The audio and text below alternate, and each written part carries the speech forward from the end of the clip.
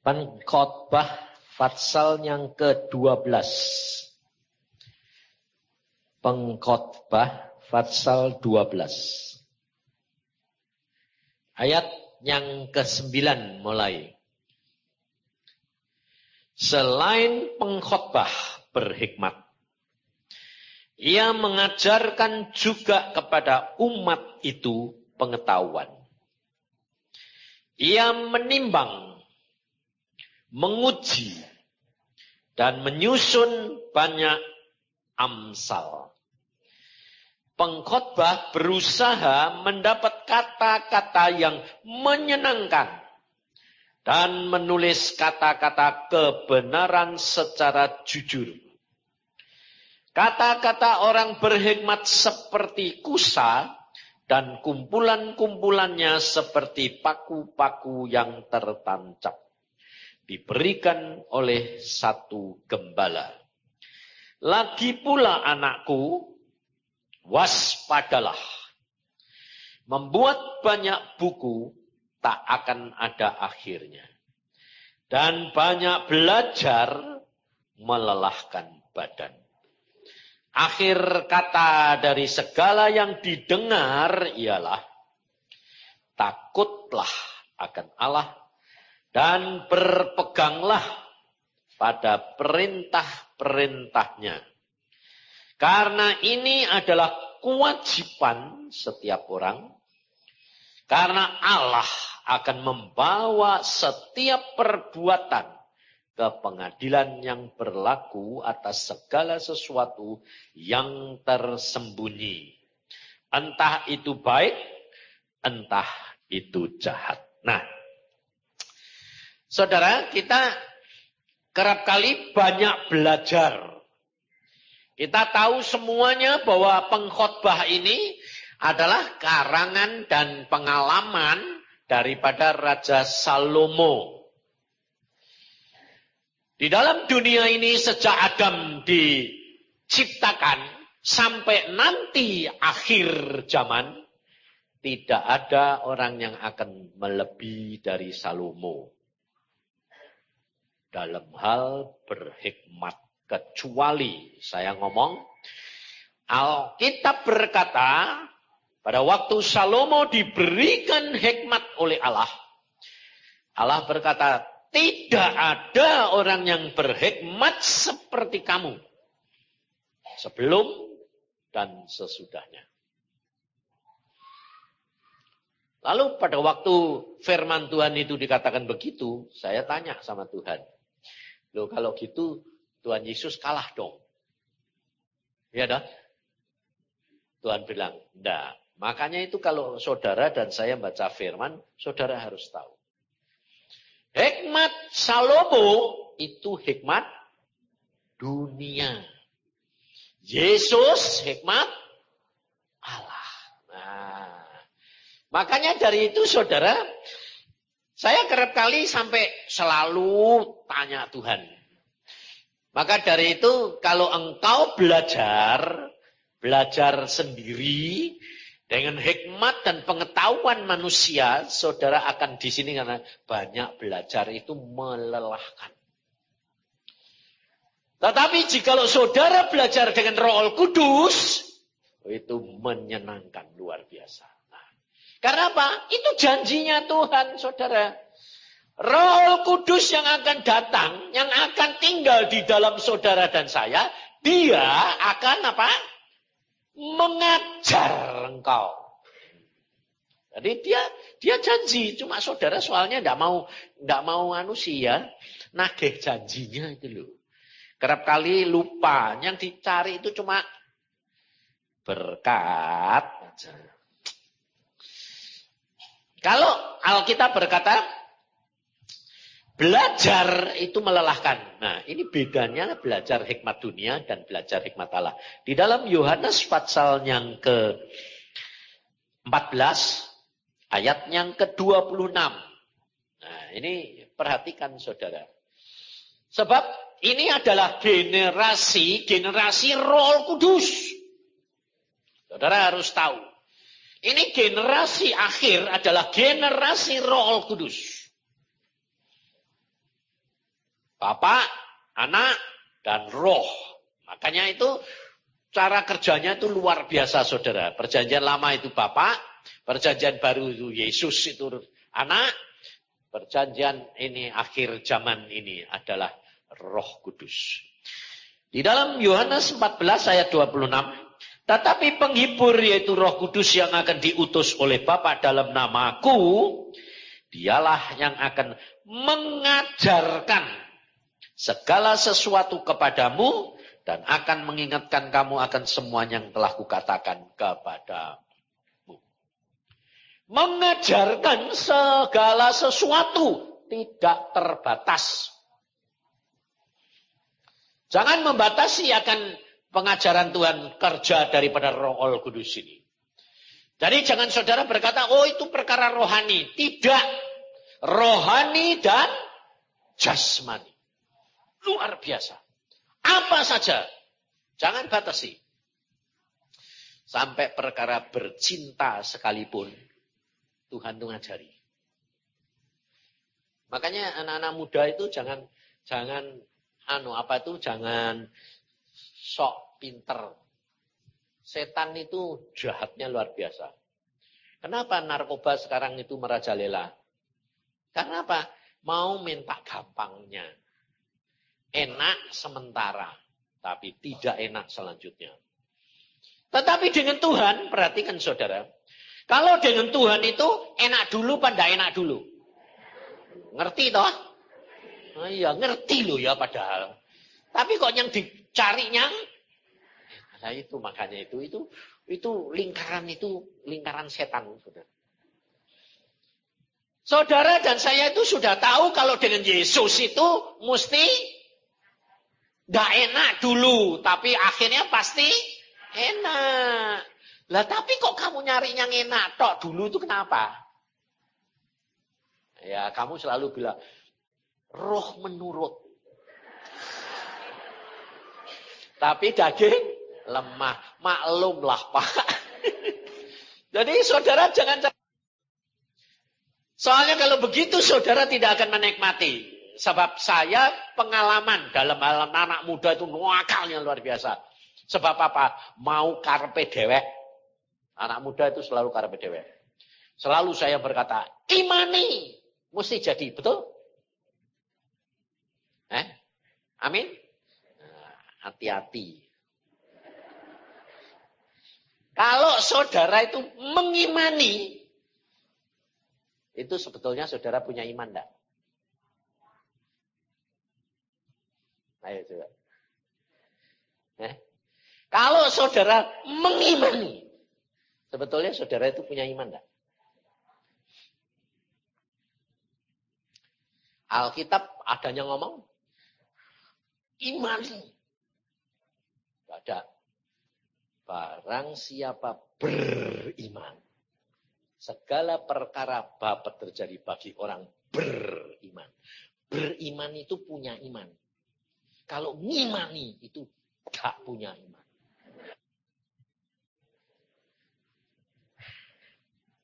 Karena Tuhan Yesus berkata begini, kalau saudara berdoa seolah-olah sudah dapat. Betul? Itu beriman. Nah, kenapa kok Tuhan Yesus berkata, kalau kamu berdoa, minta sesuatu, harus seolah-olah kamu sudah dapat. Kenapa? Karena beda saudara. Saudara harus tahu. Kalau saudara berdoa, saudara itu seolah-olah sudah dapat. Setelah ada karunia iman itu mantap di sini. Jadi mantap dulu. Karena iman itu pemberian karunia. Bukan punya saudara, tapi milik Tuhan yang diberikan kepada saudara. Nah, itu harus dialami. Tidak bisa dimengerti di sini.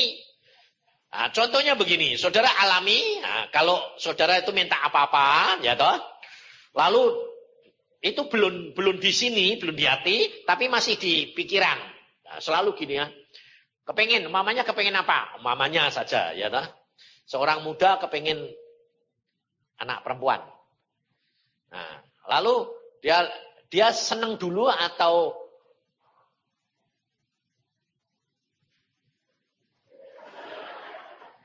tunggu Tuhan? Hah? Senang dulu atau tunggu Tuhan? Hah? Senang dulu. Kalau senang dulu itu sebetulnya beriman atau ngimani? Itu ngimani. Karena lihat, senang baru berdoa. Itu ngimani, saudara. Tapi kalau beriman, itu dia bilang, Tuhan, jodohku sama Tuhan. Siapa sih Tuhan? Nah, lalu sebelum lihat orang itu, tapi mantap rasanya. Oh sudah ada, sudah. Ketemu orangnya. Ini Tuhan. Seneng enggak?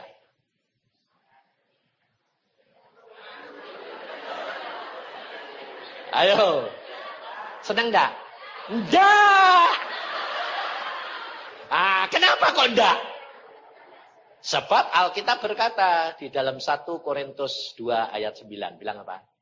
Apa yang tidak pernah timbul dalam pikiranmu, apa yang tidak pernah kamu lihat dan tidak pernah kamu dengar, itu yang disediakan Tuhan.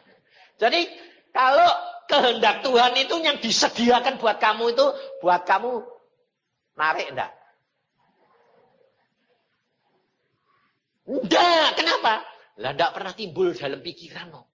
Yang timbul dalam pikiranmu itu yang menarik. Betul enggak?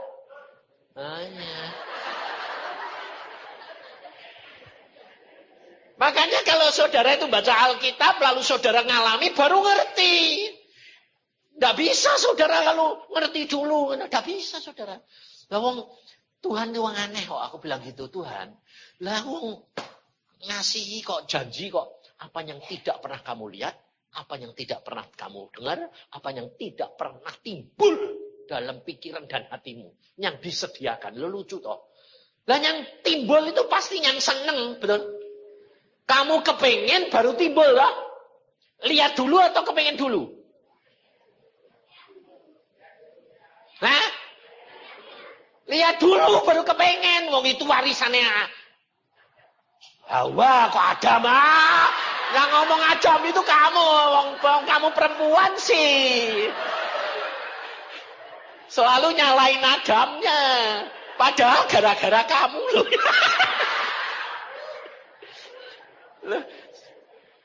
Dia lihat buah itu terus kepengen. Karena gara-gara omongan setan. Saudara tahu? Sebab setan itu selalu membuat sesuatu yang bukan dari Allah manis. Itu selalu, saudara. Makanya saudara harus tahu. Tuhan itu ikut campur dalam perkara semua. Sampai perkara seks pun itu kudus. Saudara jangan salah. Makanya orang-orang Kristen itu kerap kali apa? Tabu. Bicara perkara seks itu tabu. Karena apa? Tidak mengerti firman. Semua yang dari Allah itu sebetulnya kudus dan suci. Tapi dirusak oleh setan. Sehingga menjadi kotor dan najis. Tapi sebetulnya Tuhan luar biasa. Saya dulu sendiri terus terang sama istri saya itu gak ngerti. Kok bisa dikasih orang yang model kayak gitu itu piye ya. Kepengen dari kecil itu karena sudah biasa saudara ya. Sudah biasa saya lihat. Saya itu dulu hobi saya itu bintang film tuh Monroe. Saudara tahu sekarang Monroe ada di mana? Di alam maut. Di alam maut. Banyak yang lihat. Ada orang beberapa bersaksi sama saya gini, Pak saya lihat Monroe loh Pak. Padahal itu dia tidak tahu Monroe itu karena dia zamannya ini masih muda. Umurnya kira-kira 20-30an. Monroe-nya sudah tidak ada. Dia bilang, saya enggak tahu Pak itu. Oh itu di neraka itu kok ada gadis yang seksi banget itu. Megal-megal terus di situ itu sampai sekarang itu siapa? Kok di situ? Monroe, saudara. Saya bilang, untung Tuhan. Itu idolaku dulu ada di sana.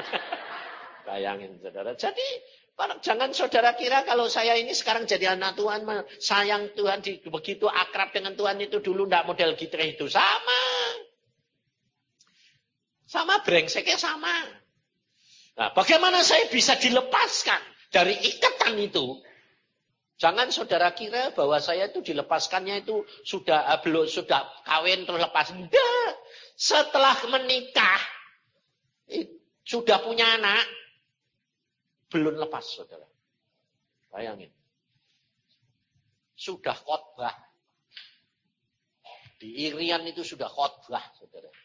Tapi kalau ada di Semarang, kalau sedang saya pulang ke Indonesia, ada film Monroe, antri. Nah, dilepaskannya juga aneh, saudara. Tuhan yang mau. Jadi jangan saudara kira bahwa saudara itu bisa dirubah watak perangaimu itu karena kamu tidak bisa. Tapi satu hal, ada satu orang yang berdoa, istri saya. Maka di dalam hal keluarga, saudara, harus ada satu orang yang menjadi pengawas dan tiang doa. Baru nanti keluargamu diselamatkan. Tidak usah itu suami, tidak usah itu istri, anak-anak sekalipun di dalam keluarga saya, Tuhan berkata, kamu, pada waktu itu saya masih muda. Tuhan berkata, masih kecil, masih SMP. Tuhan bilang, kamu harus berdoa untuk ibu, ayah, dan saudara-saudara. Kamu jadi tiang doa. Dan akhirnya luar biasa. Apa yang terjadi dengan keluarga saya sebelum terjadi semua diberitahukan. Meskipun sebelumnya dikasih tahu dalam mimpi, dalam penglihatan, tapi tidak ngerti apa. Setelah kejadian baru tahu semua. Nah, saudara tahu? Istri saya berdoa terus. Saya jago biskop kalau lihat Monroe. Dia selalu tidak pernah lihat biskop. Ini itu, istri saya itu apa? Alim. Tapi kalimen. Sampai akhirnya apa? Gak ngerti apa-apa, saudara. Nah, kelimatan toh. Sudah gadis, sudah remaja, sudah pacaran sama saya kok. Kalau kakaknya perlaki itu tidur di sebelah dia, itu langsung diusir. Kamu jangan dekat-dekat saya, nanti saya ngandung. Saudara, saking gak ngertinya apa-apa. Ugat kekudusan itu. Lah wong tidur di sebelahnya saja kok gak boleh.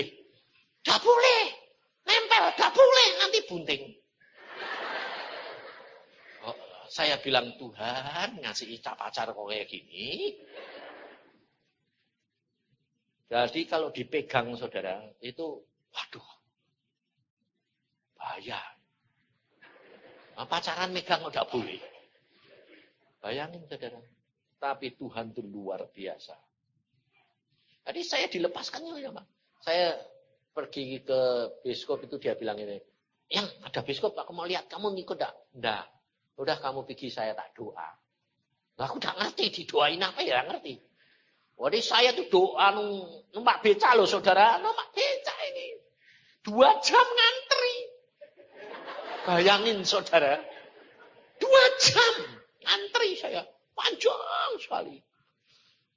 Tuhan ngomong, dia ngomong. Aku tidak suka kamu lihat biskop. Itu apalagi Monroe itu. Nah aku bilang, yang tidak suka kan kamu. Ayo, tidak ada toh? Orang di sini tidak ada yang berani ngomong itu sama Tuhan. Tuhan ini yang ngomong loh. Makanya saya itu ngalami semua, saya ajarkan saudara. Bicara. Dia tuh luar biasa Tuhan Roh Kudus.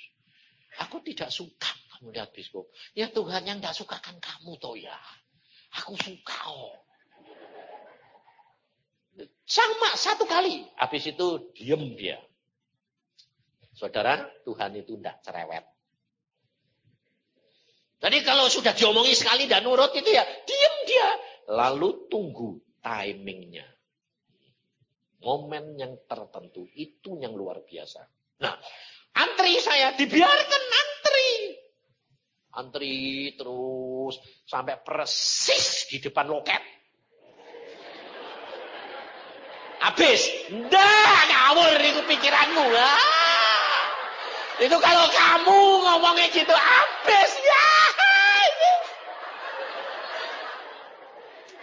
Kalau habis, pasti nanti datangnya 3 jam sebelumnya. Enggak, saudara.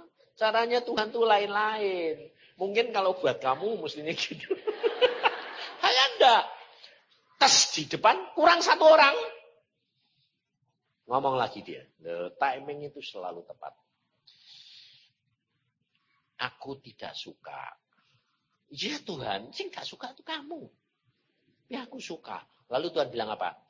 Coba lihat lagi gambarnya. Narik enggak. Lucu toh.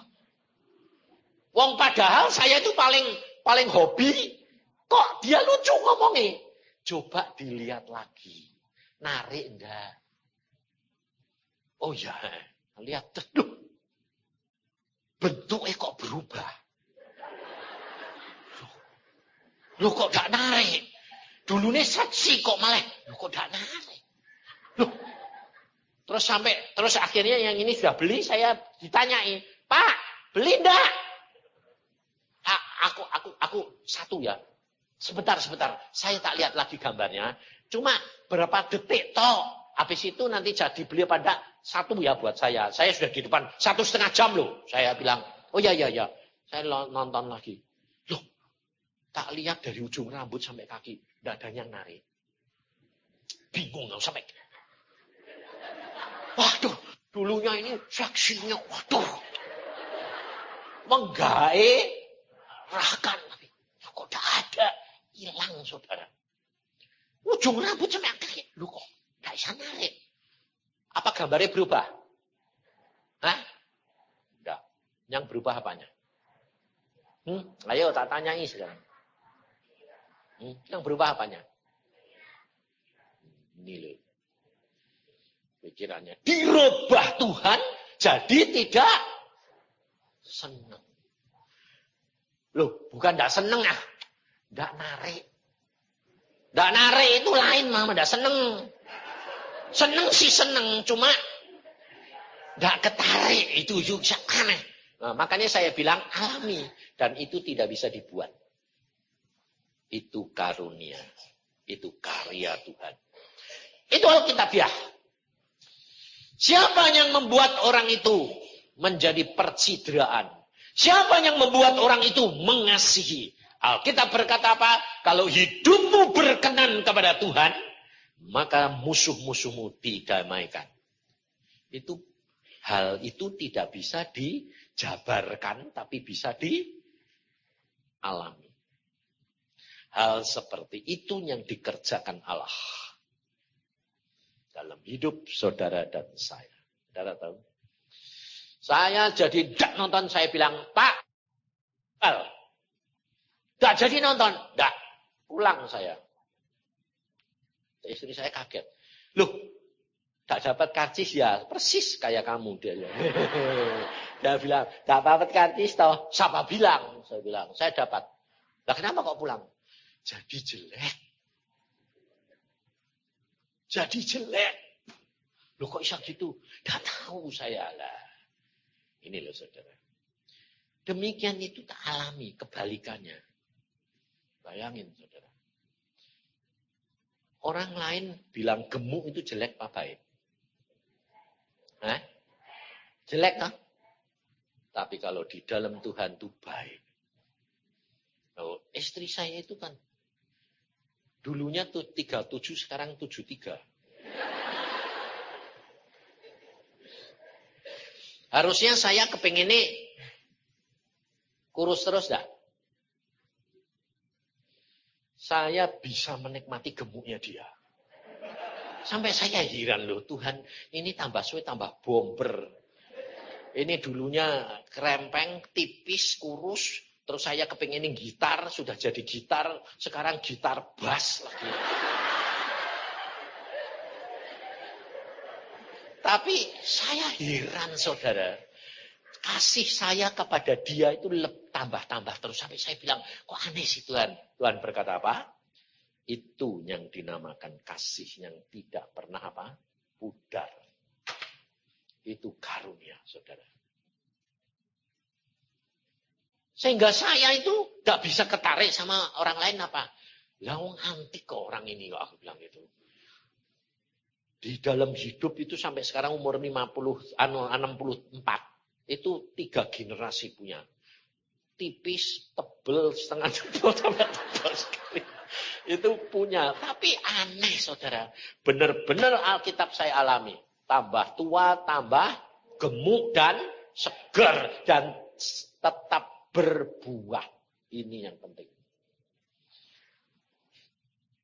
Atau masalah saudara, yang di dalam ilmu kedokteran dan banyak orang akan mengalami. Dan saudara harus percaya bahwa Yesus itu luar biasa. Dia pada waktu mempunyai anak ketiga, umur 35 tahun. Anaknya itu gedenya itu 4,7. Kenapa saya tanya, kenapa siang kamu ini bawa diet sedikit? Ini nanti kalau kamu minum manis-manis makan yang kayak gini itu warnamu besar. Dia bilang apa? Lah justru tak bikin besar di dalam. Loh kenapa? Daripada besarnya di luar itu susah. Dia di dalam itu lumayan cepat. Nggak ngerepotin. 4,7 aja bisa keluar tuh saudara. Di vakum nggak bisa diapain. Dokter bilang ini mesti dibedah. Ya sudah bedah. Bedah saudara. Di bedah saudara tahu peranakannya tidak mau balik. Perdarahan. Mau mati. Terus dokter bilang ini mesti dipotong semua. Semua diangkat. Diangkat seluruhnya. Wah. Saya bilang Tuhan diangkat. Angkat aja. Ya wes angkat. Aku bilang. Loh kok dokternya teman saya bilang gini. Loh kok gampang gitu. Nah, tidak apa-apa. Tuhan di surga bilang angkat. Angkat potong. Setelah dipotong, saya disuruh tidur di kamar rumah sakit. Kenapa? Ini enggak kamu tungguin, kamu yang tanggung jawab kalau mati. Loh kenapa? Blooding terus kok. Benar, saudara. Saya tidur itu jam 3 dibangunkan Tuhan. Lihat, denyut nadi istrimu. Jeruk, mau mati. Saya langsung lari ngambil, minta darah, langsung ditransfusi darah. Hidup. Nah, sudah hidup, masalah datang. Dia tahu kalau peranakannya diambil. Dia bilang apa? Yang ini diambil menurut ilmu kedokteran. Nanti itu hormonnya tidak ada. Bisa jadi laki-laki.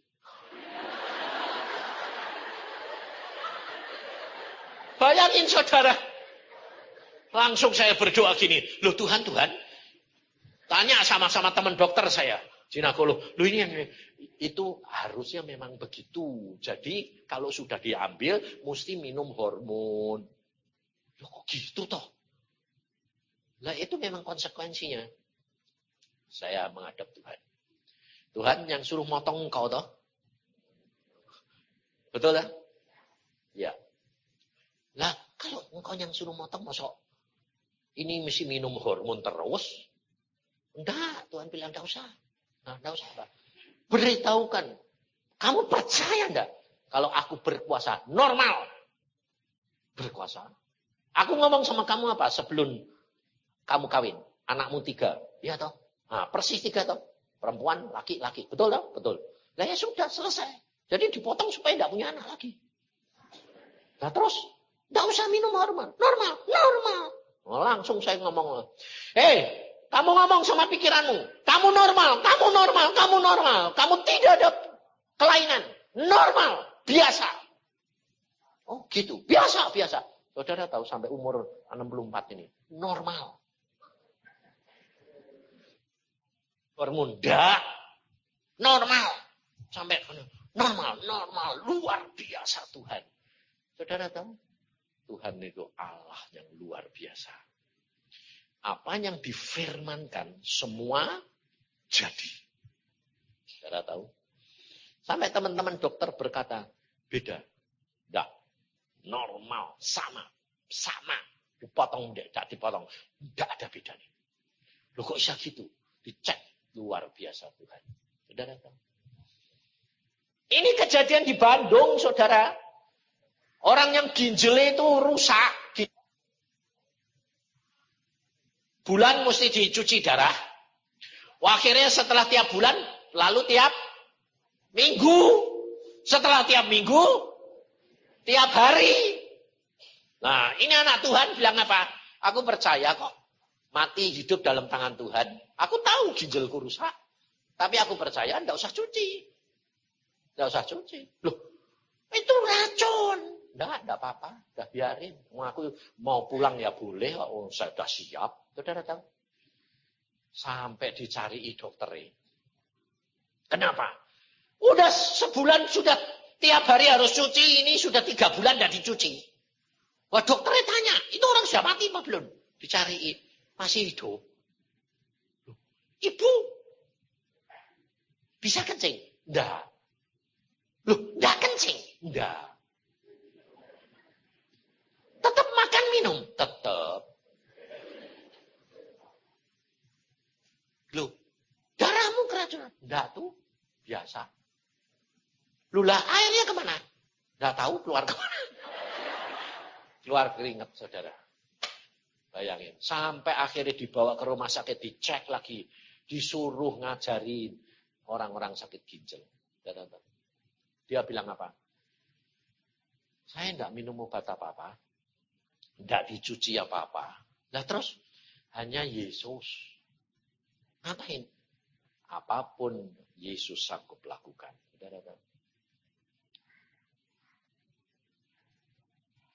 Tanpa kencing, tanpa ginjal. Ada. Yesus sanggup lakukan segala perkara.